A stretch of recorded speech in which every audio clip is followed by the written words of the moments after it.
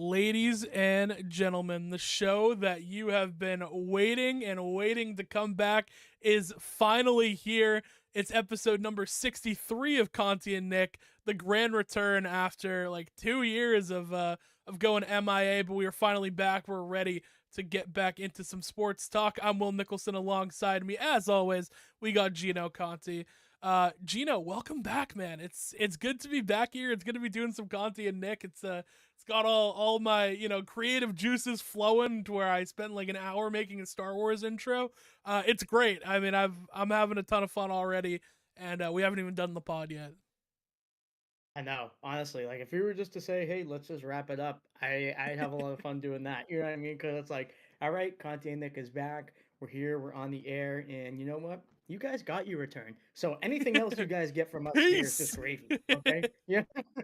And Will, if I'm not mistaken, before we get into it, look at the bottom of the screen. Like, have we gotten older?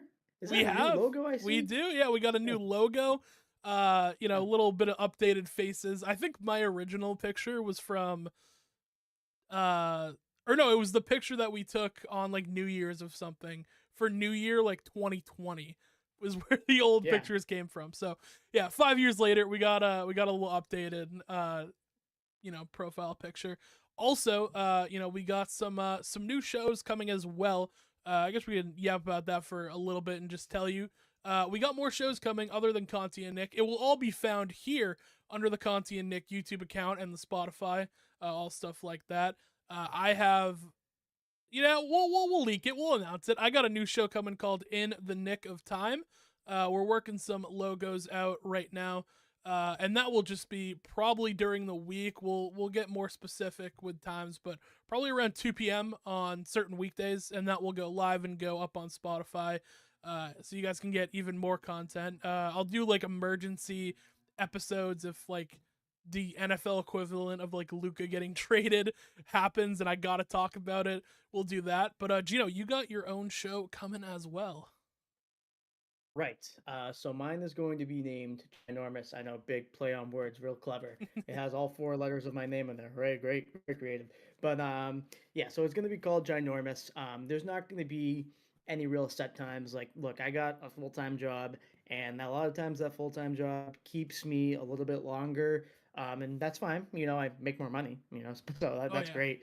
But so it's really just going to be whenever I have time to do it, to be honest with you. And I'm going to make sure I put every ounce of effort that I do into that show as I do into this show, though. So just because, there's no set time of, oh, it's just going to be whenever I can, that doesn't mean it's going to be lacking in quality. It's going to be everything that you're looking for in a sports show. And in the nick of time, I'm sure I can say the exact same thing about. So it's going to be Conti and Nick. It's going to be ginormous, and it's going to be in the nick of time. So there's going to be a lot being thrown at you guys, and I'm really excited to get this going and get this started. No, 100%. We got a ton of content flowing in, not just on the YouTube as well, but the Instagram and the TikTok should be flowing pretty well too. There, I think you're gonna find more than just clips and podcast updates. I saw Gino put out his little Red Sox take the other day, which we're gonna get into that later into the show. But you'll see more of that as we go forward, just kind of talking about sports, trying to just broaden the horizon of everything we do here at Conti and Nick. TikTok, randomly, I've been blowing up on TikTok. I don't know if you've seen this, Gino.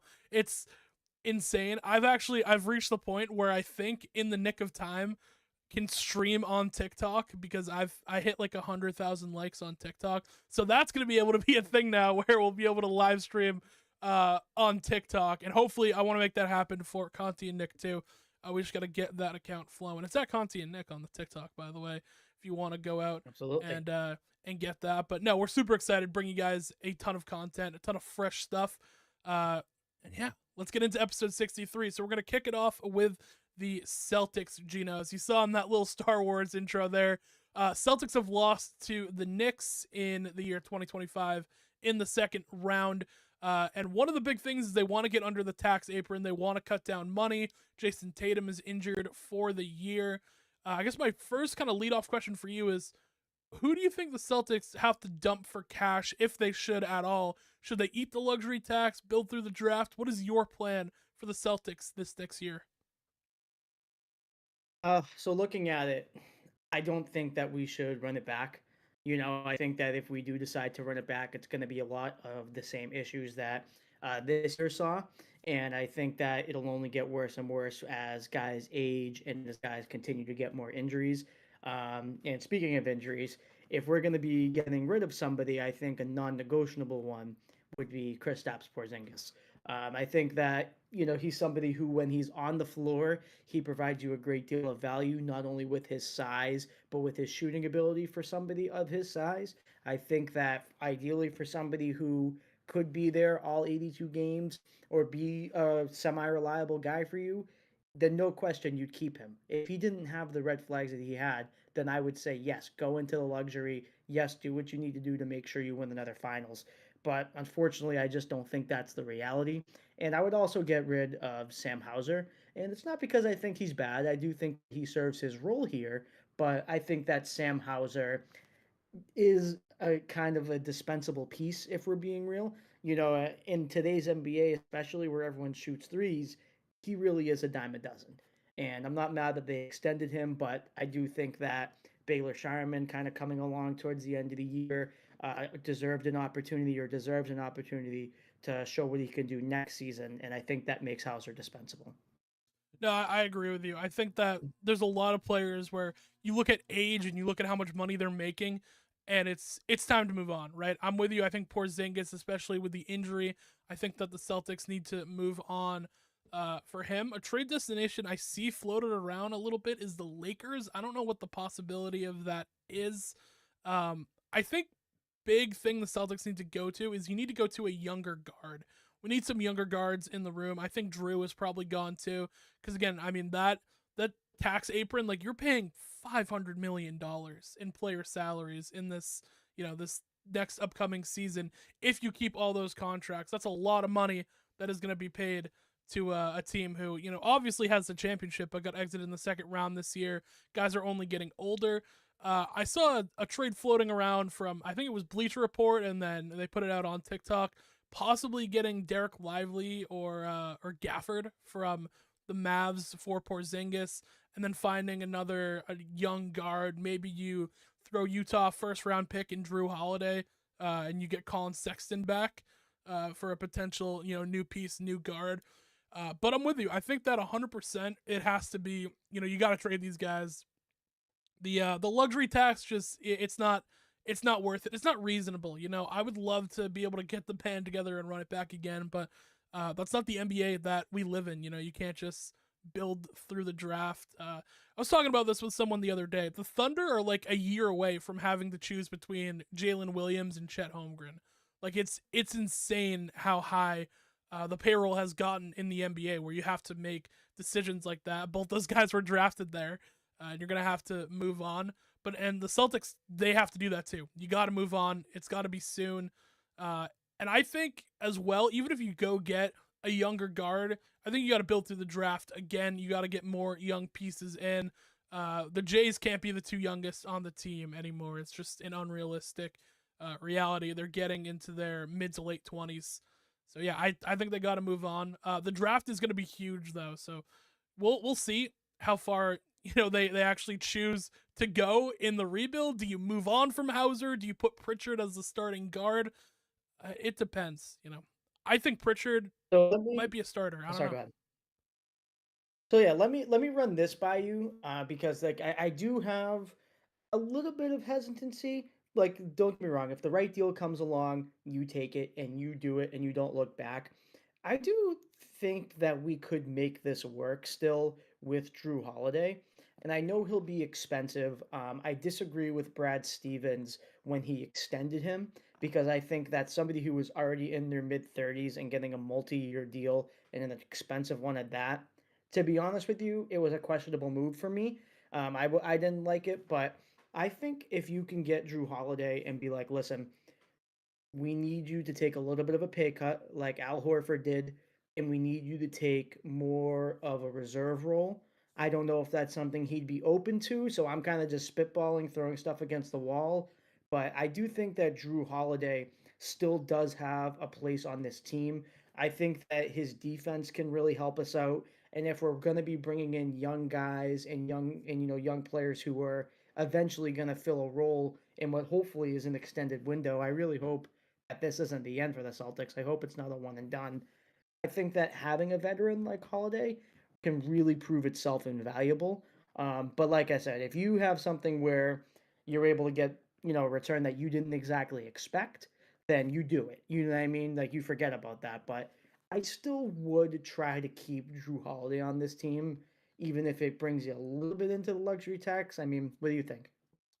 Uh, obviously, I'd love to keep Drew. I'm a big Drew guy. He was insane in that finals that we won. I mean, being able to switch onto Luca and Kyrie, he played a massive role, which I think is very underrated. People like talking about, the Porzingis game one of the finals where he came in and it was just, insane. He had that big stretch in the first quarter where, one of the best sequences in Celtics history where he hits a three, gets a block. Hauser hits a three in the corner, he gets another block. Crazy stuff. But Drew played a massive role in that finals, being able to get to the basket, which I think was very underrated. His size and his toughness to go against the guards of Dallas. And even in this series, I think he played well. He shot the three ball at a pretty consistent level, compared to the rest of the team where guys didn't have shots going. Hauser couldn't really get anything to fall throughout the series, or consistently fall, I should say. I like Drew. I'm a big Drew guy. I love the way he plays. I love his toughness, his intensity. It's important. He's kind of got that Marcus Smart archetype, but he was less of a shot chucker and more just playing his defense, playing his role. I love Drew. I would love to keep Drew around, even if it means the luxury tax. But you're gonna need him to take a pay cut, right? That's 100% gonna happen. You have a new owner coming in to the Celtics. I know Wick is gonna be there to help him out, and Wick's gonna hang around for a little bit. But the big thing is why you brought in a new owner. You gotta get under that luxury tax, right? So if Drew isn't willing to take the pay cut, and obviously that's a big ask because he is a very valuable player. I mean, he's a two-time NBA champion with two different teams.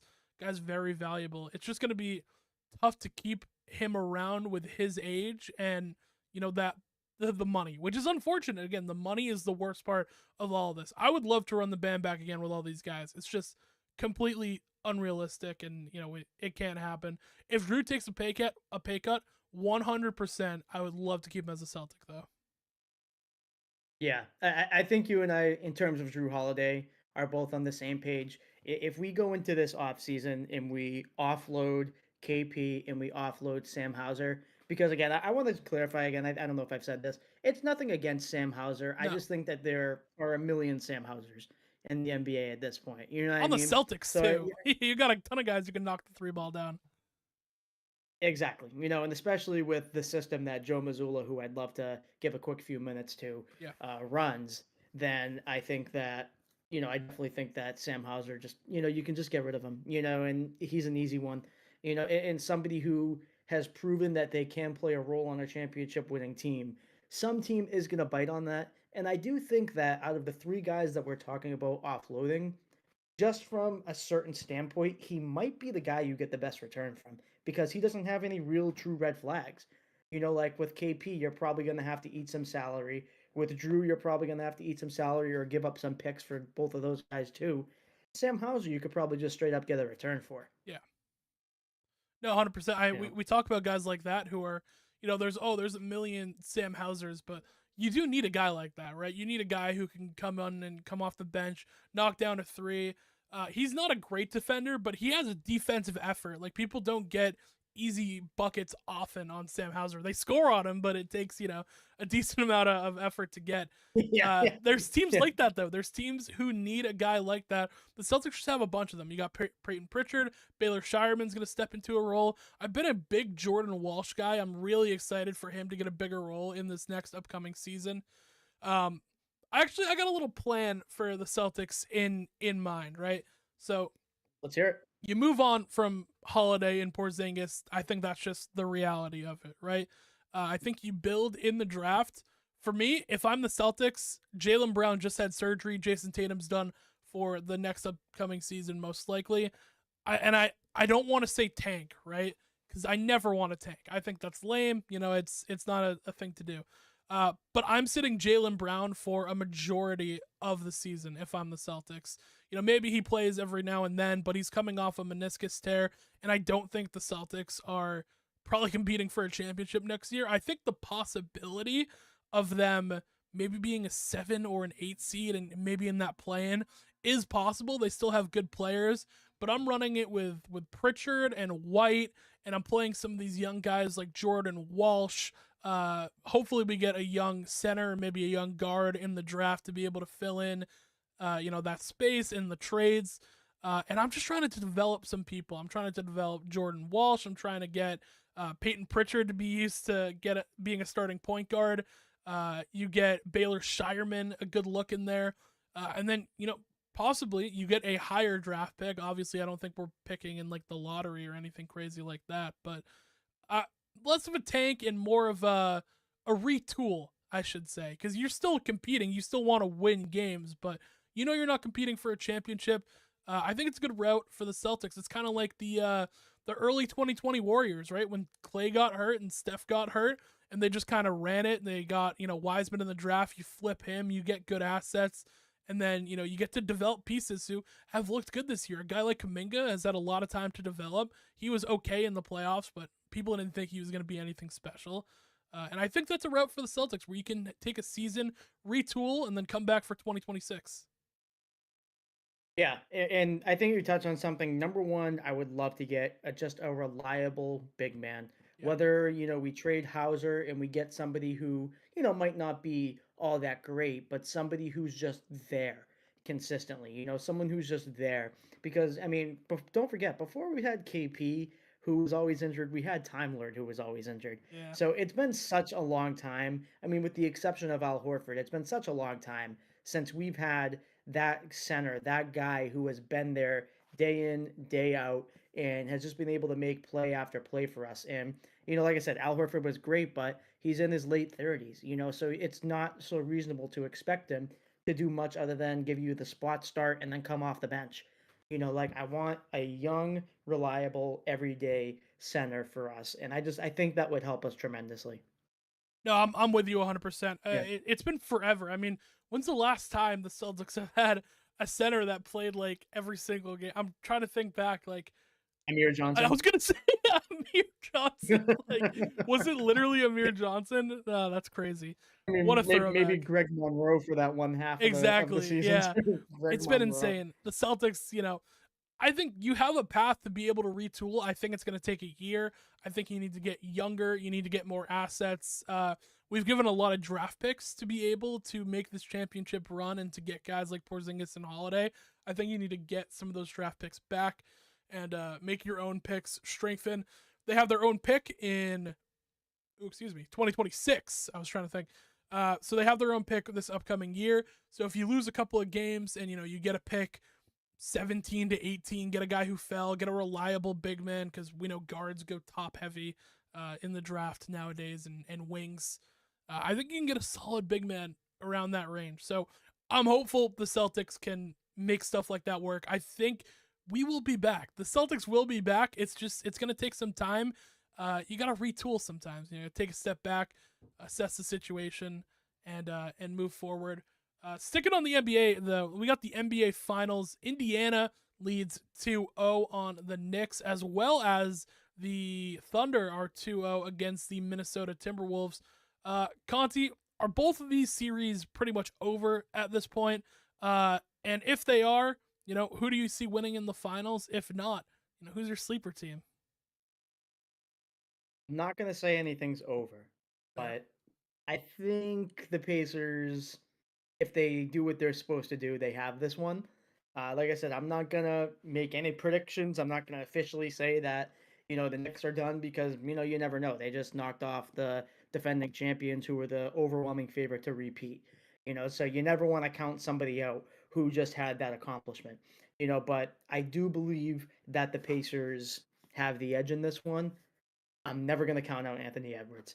He is my favorite player in the NBA. He may be down 2-0, but you know what? This man has taken out the old guard in back-to-back years, and you know what? Good. Get these old guys out of here. I don't care if I grew up watching them. I don't care if Will grew up watching them. Get these old guys out of here. That's right. Toss them. Just like Walker Bueller got ejected at the Red Sox the other day. Get him out of there. Get him You know out. what I mean? But yeah, so if you're putting the gun to my head, I'm gonna say Oklahoma City versus Indiana, which I think is, an interesting dynamic going into the season. I'm sure some people thought OKC had a chance to do it, but we had to see if those young guys would take that next step, and it looks like they have. And they not a lot of people, I don't think, would have predicted either New York and more than likely Indiana would be up there. They kind of thought Boston would steamroll through, maybe Cleveland. But I think that this is exciting. I'm really looking forward to seeing guys like Halliburton. Well, What the hell, Burton? I was waiting for it in the back of my mind. I was like, when do I say it? Uh, yeah, no, there's I'm your with cue. you. Yeah, right. But yeah, no, just kind of to wrap it up. I'm really excited to see, if Anthony Edwards can pull off, because at this point it would be an upset, and I think going into it would be an upset.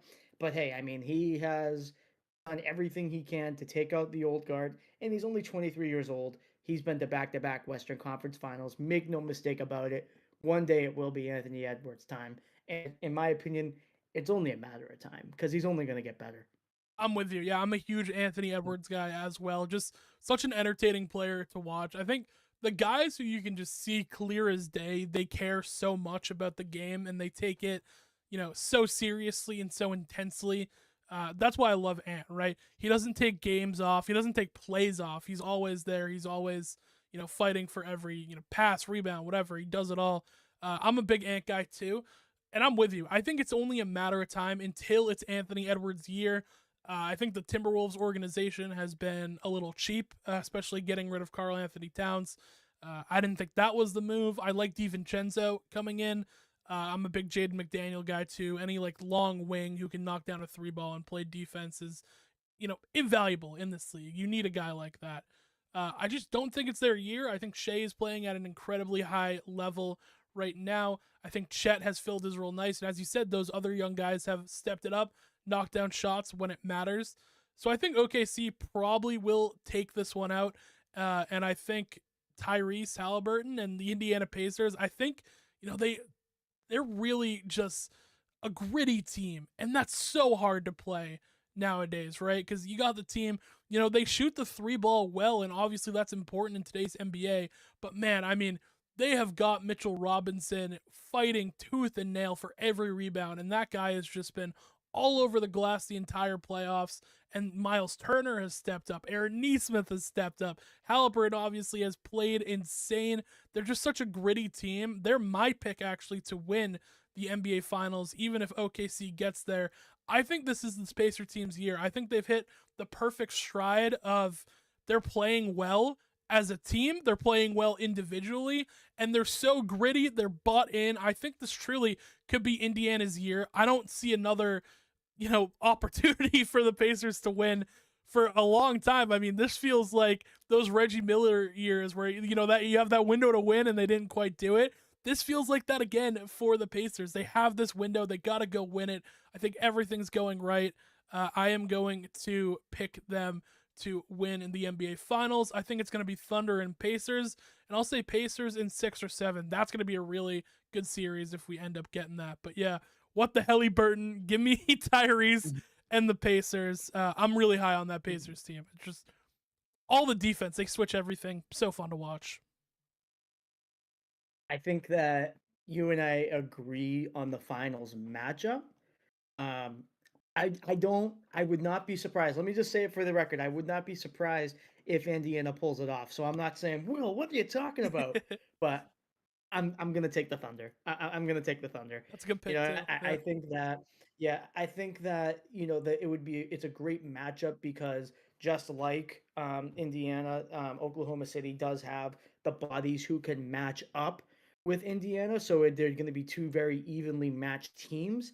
But at the end of the day, I do just think that all the different ways that the Oklahoma City Thunder can attack you, I do think that they just have that little bit more in terms of talent wise, because like I just see Oklahoma City beating them. I don't have like this deep analysis. Like I'm not not a basketball coach. I don't know like these X's and O's, but I just do believe that Halliburton, like you said, like the guys like Nembhard, who I think is severely and criminally underrated. I think Aaron Nembhard's such a great player. Like the way he does 3 and D, he's the definition, and it's not really this common anymore. To me, he's like the definition of a true shooting guard.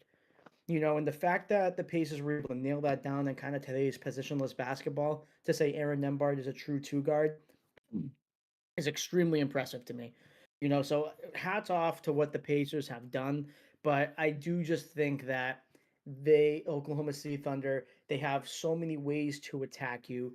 Jalen Williams, Chet Holmgren, Lou Dort, Alex Caruso. I mean, to have two guys who can agitate you on defense like Lou Dort, and they're like they just have so many similar play styles. And overall, I do think just like the talent of OKC brings them up just a little bit, just that much. But hey, again, I will not be surprised because the one thing the Pacers have on their side is they have a championship winning coach Yeah. in Rick Carlisle who knows how to get it done and knows how to pull up upsets. No, 100%. And I think that that series, if it is Thunder and Pacers, that's a great series. I can see that going 7 or 6. I can see that being a real grind of a series. And I'm with you. I think that OKC goes into that series more talented. But also, I take a look at the Pacers. Every single team that they've pretty much played in the playoffs has been more talented.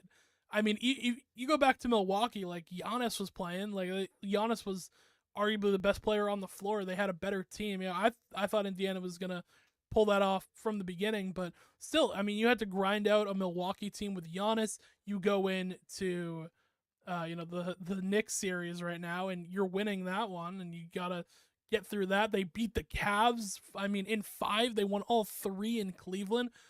With Donovan Mitchell and Darius Garland. And, Garland was injured for a portion of that series, but still Donovan Mitchell was giving him his best punch, and still Indiana came out on top.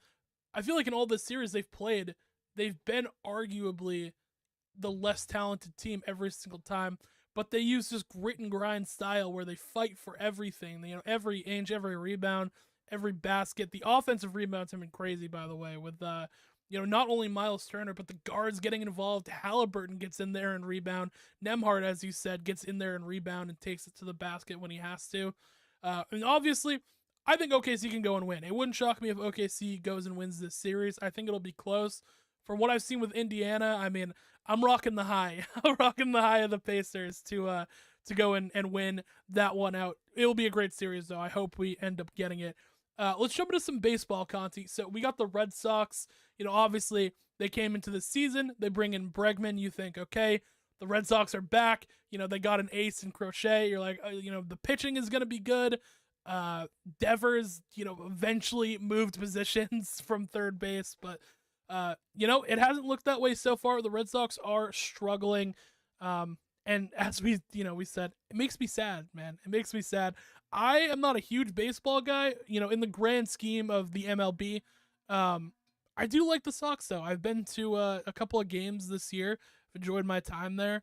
But a team who we thought is going to have a real chance in their conference has not done it. I think they're sitting right at 500 right now, if I'm not mistaken, or they're close. Yeah. Conti, where do you see the struggles in the Red Sox this year?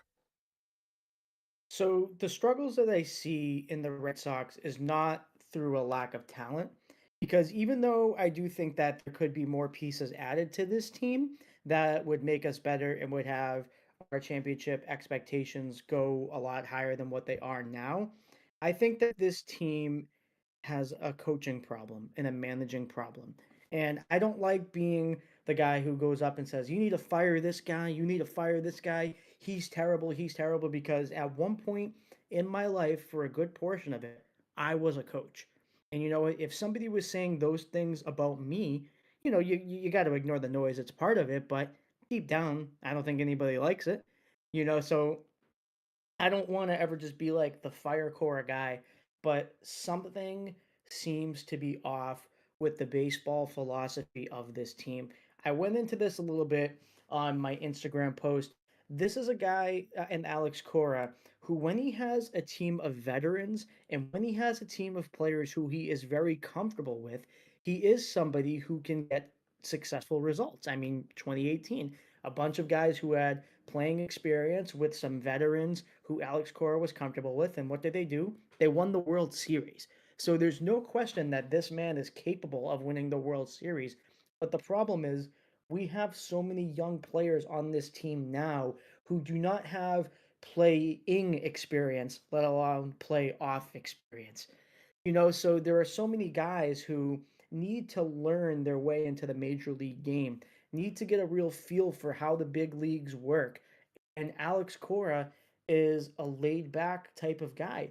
And rather than somebody saying, "Hey, Cora, Alex, maybe you should kind of get on these guys a little bit more," it really looks like a lot of these guys are just being told to figure it out. And if I was a rookie and if I was somebody, especially in a sport that is as grueling as baseball, because just because you're not hitting somebody with pads every single play, just because you're not skating on the ice and bumping into someone full speed, none of those guys are playing 162 games. They aren't. It's a mentally grueling sport. And I think Alex Cora just has the approach of, I don't think it. I've seen it. I've watched the team all year. They're just so laid back and they're so laxed, and that's not the type of approach that you need and that what is successful with young players. And there's just a disconnect there. And I hate to see say you got to fire the guy, but I don't think the team will achieve what they need to achieve until they move on. No, I'm with you, right? I mean, from the beginning of this season, it's been drama, right? It's been a problem among the players, not directly with Cora for all of it, but I mean, Bregman comes in, they say Bregman's the third baseman, he's going to play third. Rafael Devers gets upset and then he doesn't play well in the beginning of the season. I think they just moved Campbell to second, I believe.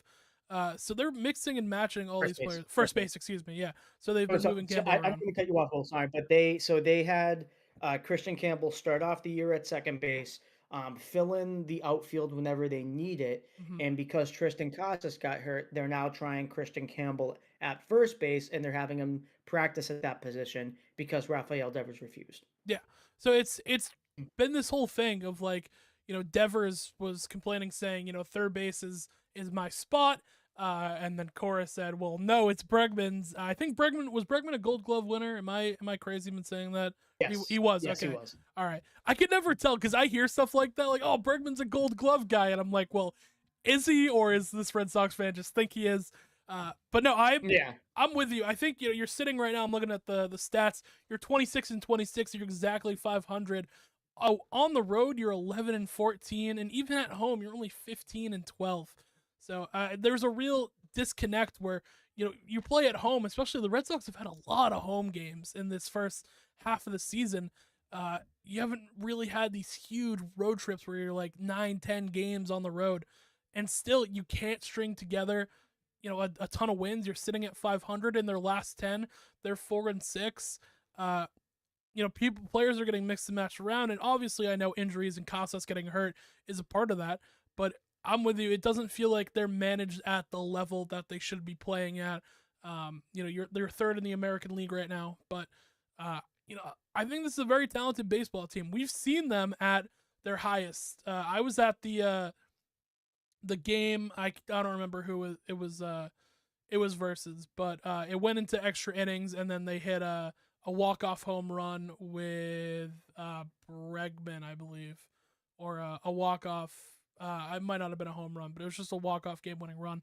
Uh, you see the potential of this team though, where you can get games like that, where if they really lock in and you need to go and get a game, they'll do it. It's just I'm with you. I think it's too relaxed. I think part of that is on Cora, and I think it's time for a change, right? It's a young team, as you said. Cora likes his vets, guys he's comfortable with. Uh, I don't think Cora's the guy anymore, which is unfortunate because I also hate being the guy that's like, fire the coach, right? It's on the coach. It's all got to be the coach because obviously we weren't hitting well for a big stretch of these games. We were not hitting well. In the past, it's been pitching has been spotty, but Crochet has looked good on the mound. It's just I don't know. I'm with you. I think it's gotta be a Cora move on at this point. yeah, and I just want to like a little bit like add on to what you were saying. In what world? Because I've gotten, I mean, we're you and I are both in the same sports group chat, Will. So I'm sure you've seen a lot of the things that I've gotten into, like in arguments. But the thing that I would say, when people defend Cora, I'm not saying you can't defend him because again, he has proven he's capable of winning a championship. So I don't blame you of some to defend somebody who has won a championship. But at the same time, if something isn't working, if there's something that truly does not seem right and that makes your team less than the sum of its parts, then who else do you look to than the manager? Do you know what I'm saying? It's like your job, quite literally, is to make adjustments. And when I say making adjustments, I don't mean move this guy from second base to first base. Do you know what I mean? There has to be a difference in philosophy. Guys, we strike out so much. We strike out so often. You look at Cedar Rafaela, he's been better as of late, don't get me wrong, Tough but start. for the large portion of his career, he was just swinging at anything and everything. And you would really think that you would take the guy aside and be like, listen, even if it's a fastball right down the middle, I want you to automatically take the first pitch of every at bat Yeah, because that is a true strategy of getting the feel out of the at bat. And hey, if you still strike out, you still strike out, but at least because you're you're making swinging. your at bats more competitive. You know what I 100%. mean? At least you're making your at bats more competitive. You're hanging in there. You're getting the pitch count up for the pitcher, which then makes them dive into their bullpen earlier, which is ideally what you want, but we're just not seeing that. It's just, and Core has said publicly, we're going to let these guys figure it out. We're going to let them go off of the feel of things. And some players can do that, but young players who are looking to make their way and grind their teeth in the MLB, they need coaching. And they're not getting that from Alex Cora. I'm with you. Yeah, I mean, you mentioned Rafaela betting at 236 right now, where you got a guy like Devers, obviously hitting close to a 3 right now. I believe he's at 299. I was just looking that up, and Duran hitting at 268. You're banged up. You need a guy like that to start lighting it up. I'd like to see him in like the 2.4s, 2.5s, but 236 right now, that's not going to cut it for a guy like that. Uh, and I'm with you with the coaching thing, right? Because I hate sounding like a broken record here, but just I feel like it's the thing in baseball too. Just saying like, oh, we're not playing well, it's the manager's fault, right? Like that's a big baseball thing too. Is like, oh, it's we're not being managed correctly. But we'll see games where it's just not the right lineup is in, the right players are not in the correct batting order you think they should be in, and we've struggled hitting the ball. Not as of late. We've actually been kind of on fire. Yesterday we beat the Orioles 19-5, so the hitting was good in that game. But then you have something where we'll lose. I'm trying to find the game. Go back. We lose to the Tigers 14-2. Right? Like that's it's games like that. Also, game going on right now. Bottom of the first, losing to the Orioles 2-0. So hopefully they can wrap up that one. They got a 4-game stretch with the Orioles. We're in the second game of that at the And if I'm moment. not mistaken, Giolito's pitching. So Uh, I'll if I'm look not into it. mistaken. I believe so. Yeah. But yeah. Yeah. So So it's yeah, that's besides the point. yeah. Or it's Dobbins pitching for the Sox. Okay. All right. I'm sorry. I thought it was Giolito. You never know All who's pitching for them at right. this point. Honestly, you throw I a lot know. of guys in. All the Uh, guys with the Tommy John. exactly. I'm with you though. I barely watch baseball. I watch the Sox, and I'm looking at it, and I'm like, Cora is just not managing this team that has a ton of talent well. So yeah, I'm with you. We're in agreement. This is the first time we've agreed this much on a pod, man. It's almost like we've I grown or know. something. It's I know. wild. Well, to be honest with you, younger me is saying I don't like it. younger Like I younger want to me is get telling you is controversial. telling yeah, yeah. Well, look, I'm gonna say something in our next topic, which spoilers, alignment of the year. Sorry, I Yes, killed sir. the headline. But but what's it called? I'm gonna say something that I wouldn't say is exactly controversial, but I think that is a little bit out of left field. So I'm sure that the next time we see it, it'll be or we talk about it, it'll be a little controversial. So let's I get love into it. that. Yeah, we got we're gonna swing into some NFL as we come into the last couple of topics we got going here in the pod. O lineman of the year is something that you wanted to discuss, Conti. You believe that you had a pick. It's also going to be a new award this year. It's Protector of the Year, I believe. Is that what they're calling it? As of right now, yeah. As Yeah. of Okay. right now, I think now. Don't quote me. I think eventually they're gonna find or name it after like a legendary offensive lineman. Sure. Kind of like they did the Larry Bird Trophy or the Vince Lombardi Yeah. Yeah. Trophy. But I think as of just right now, it is just Protector of the Year. John Hanna Award, maybe. Who knows? Uh, Be great. that'd be a great one. No, but I love it. First of all, having like an MVP for lineman, I think is super cool. It's the only position that doesn't really have it's kind of award. Like you got your offensive player of the year, you got MVP, which is kind of the quarterback award, your defensive player of the year. I think they have something for DBs too. If they don't, should make it happen. But I love this Yeah. protector of the year. Comeback Player of the Year. Exactly, comeback player of the year. You got all this stuff. Uh, so you wanted to get into, I believe, who you think should have won it this past year. Um, you got kind of a hot take from the way you've been setting this up. No, no. So to be honest, who I think should have won it last year. Panay That was Sewell, my I mean pick. Yeah. Tristan Wirfs. I know he got hurt, but you have just so many guys who could win it. Um, my really hot take on this whole thing is I think you should sacrifice this year's, and I want you to hear me out. Just so if you're saying what do you mean by that, I think that this year's should go to Trent Williams or Quentin Nelson All right. automatically right off the bat. Like whether or not you want to set the standard of left tackle or a tackle who gets it or a guard, that's up to the NFL. But if it were me personally, I would say give it to either Trent Williams or give it to Quentin Nelson. And the reason I say this is because I'm a huge wrestling fan, and what they do every time they introduce a new championship is they give that championship to a name. Do you know what I mean? An established name, somebody who has credibility, and somebody who's able to make that championship that was nothing or that is brand new feel important and uplift its credibility. I think that again, it's not realistic. I think it's going to go yes to the best lineman and serve the purpose of the award.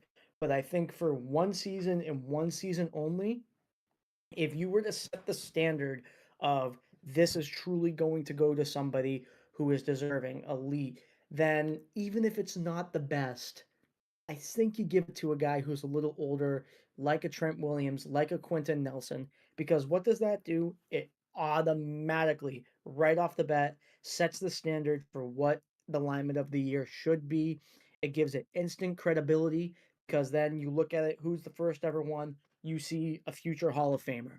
You know what I'm saying? Yeah, I'm with you on that. And again, it's not realistic. I know how it's really going to go. It's probably going to go to Sewell. It's probably going to go to a guy like Tristan Wirfs in Tampa, who, in my opinion, is the best left tackle in the league. But you know what I'm saying? It's going to go to Yeah. one of those guys. But that's just me. That's how I would go about it. Yeah, I'm with you. I think Penei Sewell is, if you were to give it to this previous year, I think it's Penei Sewell easily. He was the best run blocker at right tackle, best right tackle in the league for sure. I think that's pretty much undisputed. His pass rush, I guess what would you call that? What do they call that nowadays? Just like pass His blocking. anchor, Yeah, exactly. His anchor, pass blocking, very his anchor. Yeah, very good. He was incredible in that as well. He was number one in PFF. You know, whether you take PFF seriously or not. I mean, you look at the rankings like that and you go, oh, this guy, he was not letting Jared Goff get touched. So I think he would win it this year. But that's actually an interesting, take you're giving me there, is giving it to a guy who kind of already has a legacy. So in the future, it's important when you win this award, right? Because Trent Williams was the first to win it, and then Quentin Nelson was like the first to win it. So I think that's an interesting way to do it. I don't think they ever will end up doing that. I think it will probably be, like you said, probably next year, either Penei Sewell, Tristan Wirfs. I would love to see some interior guys start to get it.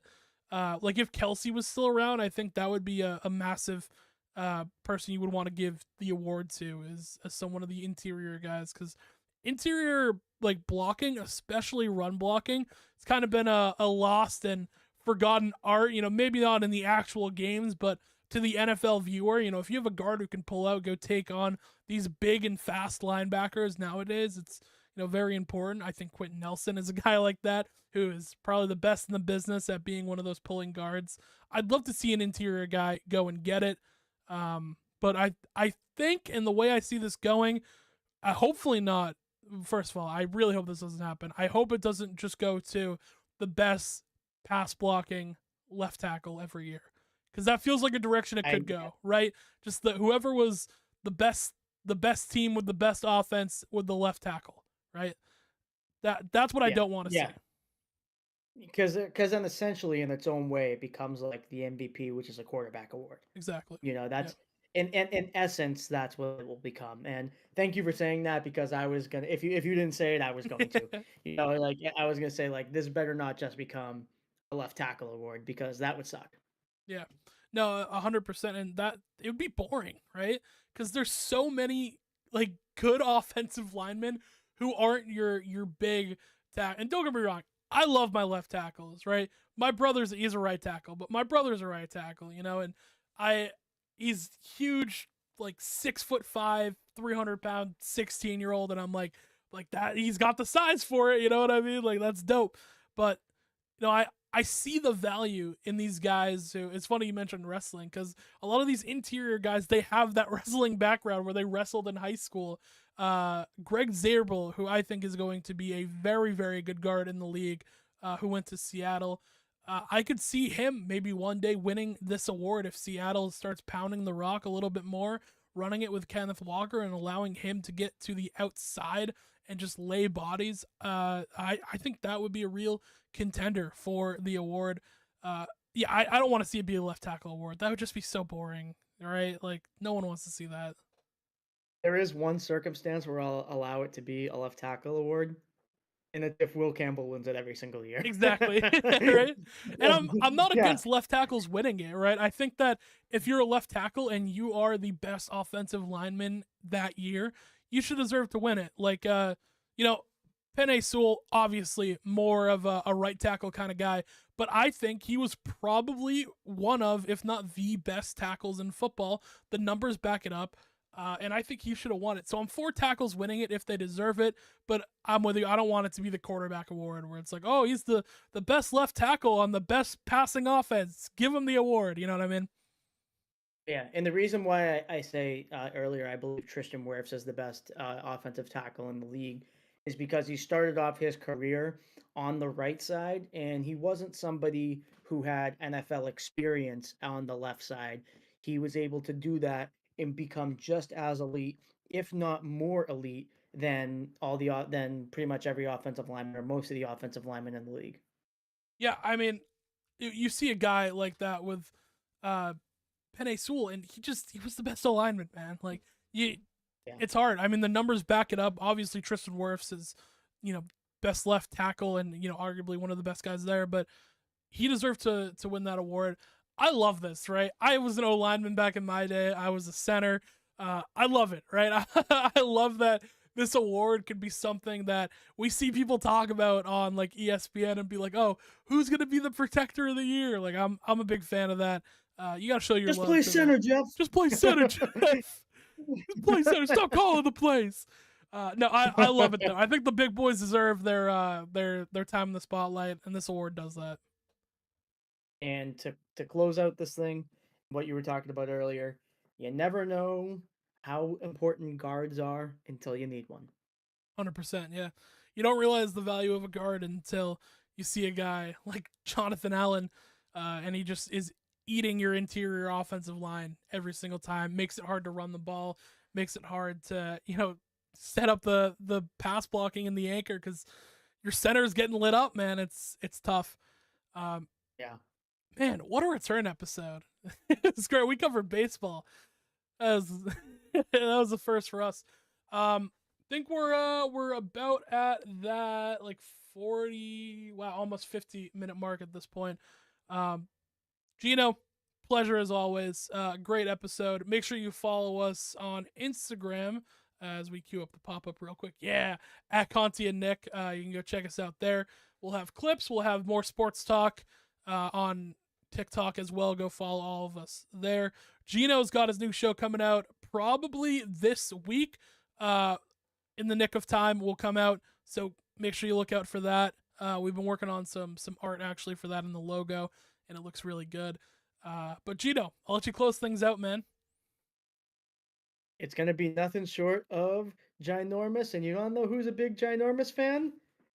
John Jandro. Bro. Until next time, everyone. Peace out. Yeah.